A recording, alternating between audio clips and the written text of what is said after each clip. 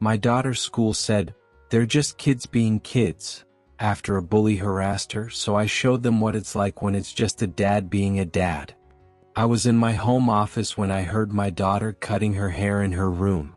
When I walked in, she was surrounded by clumps of her blonde hair with tears streaming down her face. I knelt down and gently took the scissors from her. She looked up at me with those big blue eyes and whispered, "Maybe now he'll leave me alone." Amelia wouldn't tell me much that night. She just kept saying it didn't matter anymore and went to bed with her hair uneven and messy. I spent the next 3 days trying to get information out of her. She barely touched her breakfast and only picked at her dinners. When I called her teacher, Miss Peterson, she laughed off my concern. "Oh, you mean Archie Morrison? He's got a huge crush on Amelia. It's adorable how he follows her around like a puppy. Kids that age don't know how to express their feelings properly." Something about the way she said "follows her around" turned my stomach. I didn't know how to bring it up with Amelia. And luckily I didn't have to, because when she got home that day she broke down. Turns out Archie had been calling her Goldilocks bitch every single day, making the whole class laugh at her during recess. He would corner her in empty hallways demanding hugs. Last week he grabbed her face and forced her to look at him. "When I talk to you, you look at me. He only hurts you because that's what people do when they're in love." I was furious. The school was minimizing it as puppy love. I told Amelia to stand up for herself, to scream the next time he touched her so the teachers would have to pay attention. Sometimes I wonder how different everything would have been if I just kept my mouth shut. Because the next day Amelia came home with bruises on her wrists and her shirt torn. See, she had yelled at Archie to leave her alone in front of everyone. The teacher made her apologize for hurting his feelings and causing a scene. And as if that wasn't enough, he cornered her after school with 3 friends to teach her a lesson. "My dad says girls play hard to get, but they really just want attention. You humiliated me, now we're even. Tomorrow I'll show you what real love is," he said. Amelia collapsed against me. I stroked her hair like when she was little, telling her she was safe while my hands shook with rage. That night I drove straight to Archie's house. His father opened the door wearing a suit that probably cost more than my monthly salary. "Your son is harassing my daughter." "That's not what I heard," he interrupted with a smirk. "Archie told me your daughter sends mixed signals, leads him on and then publicly rejects him." I should have punched him, but I didn't because behind him I saw his wife with a bruise on her cheek. Mark grabbed her by the waist. "Linda understands how relationships work. 20 years of marriage because she knows that when I get violent, it's because I love her." Right then I knew Archie was following in his father's footsteps, and soon both would pay. I left with my hands shaking. The drive home felt endless because I kept pulling over to calm down. Amelia was already asleep, her uneven hair spread across the pillow like broken wings. The next morning I photographed her bruises. She flinched when I gently touched her wrists to get better angles. I documented every mark, every torn piece of clothing. I checked her backpack and found crumpled notes that said, "You're mine," over and over, "Stop ignoring me or you'll see," and a crude drawing of a girl with X's for eyes. Amelia watched me in silence, pushing cereal around her bowl. When I asked if there were text messages too, she shook her head but avoided my eyes. Something told me she was hiding more. That afternoon the principal called, not about Archie but about Amelia. "Mr. Thompson, your daughter is seeking negative attention. Have you considered therapy? Sometimes they act out because of problems at home." I gripped the phone until my knuckles went white. "My daughter has bruises from an assault yesterday. Did Miss Peterson report that?" She mentioned Amelia humiliated Archie in front of his peers. "We can't allow a hostile environment." The call ended with him suggesting we move Amelia to another class, away from her friends, away from witnesses. 2 days later it happened. Amelia went straight to her room. "They moved me," she said blankly, "to Mrs. Hoffman's class. None of my friends are there, but Archie stays with everyone in Miss Peterson's class." I sat on her bed, holding back my anger. "Did they say why?" "The principal said it was for my own good, that I needed space." She looked at me with empty eyes. "Dad, he wins. He always wins." The following days were a nightmare. Archie recruited kids to follow her. The yard monitors did nothing. When she tried to eat lunch in the library, they kicked her out because Archie said she was damaging books. I installed a recording app on her phone. The first audio froze my blood.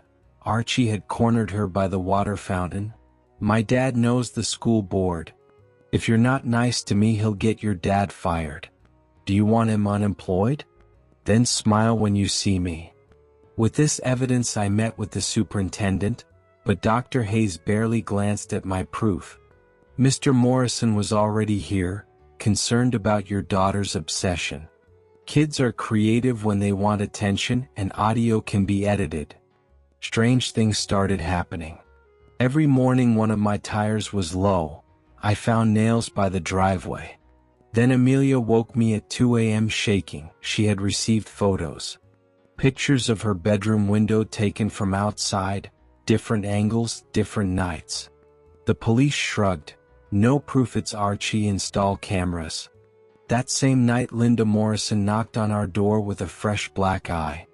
"I need to talk about what Mark is teaching Archie." She drank tea in our kitchen with trembling hands. "He has cameras all over the house.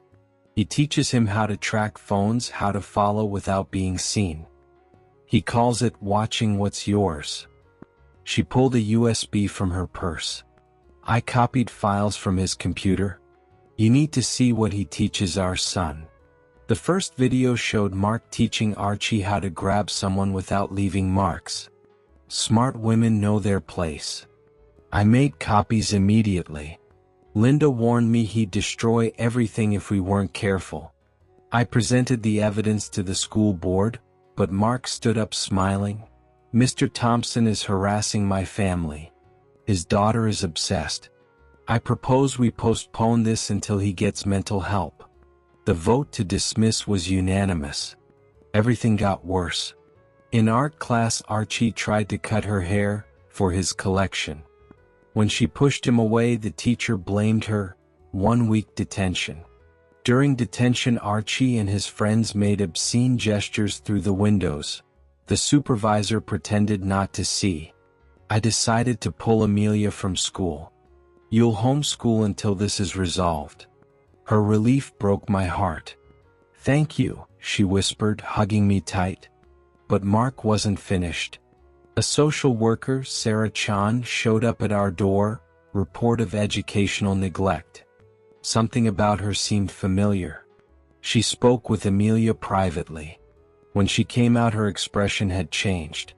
"I'm Linda's cousin. I've watched Mark hurt her for 15 years.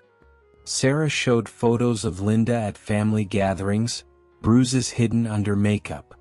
Linda had called her ready to act. The USB was just the beginning. Sarah contacted a lawyer, Catherine McKenzie, a specialist in domestic violence and corruption. Catherine reviewed our evidence for hours. "Mark has done this before. 3 families complained, but none had what you have: Linda's cooperation and professional documentation. She gave us a strategy: gather more proof of Mark-orchestrated harassment." Amelia showed me something she'd been hiding: screenshots of a group chat where Archie gave instructions on how to bully her. "My dad says if enough people say she's crazy, everyone will believe it." Catherine told me to back everything up. 2 days later, our camera caught someone who looked like Archie spray painting obscenities on our fence. They also cut our hose and tampered with an outlet. This time I mentioned Catherine when I called the police. Their attitude changed. They documented everything seriously. Catherine called with news. Linda had brought 20 years of diaries documenting the abuse and recordings Mark didn't know she'd copied. The recordings were devastating. Mark teaching Archie to intimidate. Fear is more powerful than love. Once they're scared, they'll do anything. The most chilling, Mark telling Archie how to escalate with Amelia. Her father is getting too bold. Time they learn what happens when you challenge us. Start with the house. Make sure they never feel safe anywhere. Catherine filed for restraining orders. Mark retaliated. 3 school board members showed up to intimidate us. We're concerned about your behavior as an educator. I recorded everything.